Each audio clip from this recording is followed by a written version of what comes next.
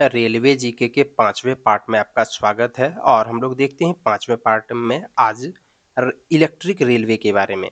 सबसे पहले भारत में इलेक्ट्रिक रेलगाड़ी कहाँ चली, क्योंकि भारत में जो 1853 में रेलगाड़ी चली थी वो था स्टीम इंजन यानी भाप से चलने वाली जो रेलगाड़ी थी वो, यानी भाप का इंजन उसमें इस्तेमाल हुआ था।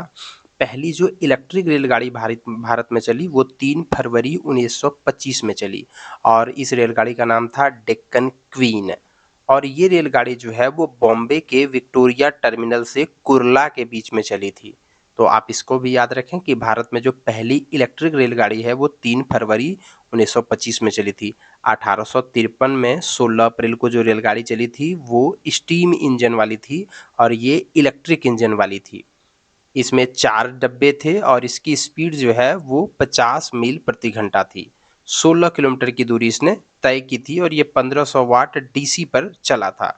आपके लिए ये सब रखना याद रखना इम्पोर्टेंट नहीं है, आप सिर्फ ये याद रखें कि भारत की पहली इलेक्ट्रिक रेलगाड़ी 3 फरवरी 1925 में चली थी। डेक्कन क्वीन रेलगाड़ी का नाम था और ये विक्टोरिया टर्मिनल से कुर्ला के बीच में चली थी।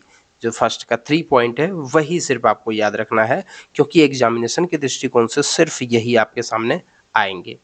अब हम लोग देख लेते हैं कि दुनिया की पहली इलेक्ट्रिक ट्रेन कब चली थी। दुनिया में पहली इलेक्ट्रिक ट्रेन कब चली थी, इसको लेकर के जो है वो काफ़ी सारे असमंजस की स्थिति है। अगर आप गूगल वगैरह पर या कहीं से भी अगर देखेंगे तो अलग अलग डेट बताया जाता है, लेकिन एक जो ज़्यादातर ऑथेंटिक डेट है वो है 12 मई 1881 को दुनिया की पहली इलेक्ट्रिक ट्रेन चली थी और ये जर्मनी के लिस्टरफील्ड नामक स्थान पर चलाई गई थी।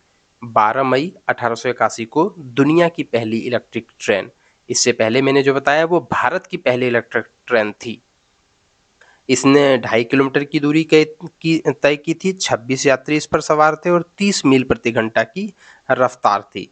और सबसे पहले जो इलेक्ट्रिक रेल इंजन प्रदर्शित किया गया था वो वार्नर वॉन सीमेन के द्वारा बनाया गया था और इन्होंने ही 31 मई 1879 में जर्मनी में जो है प्रदर्शित किया था एक इलेक्ट्रिक रेल इंजन को।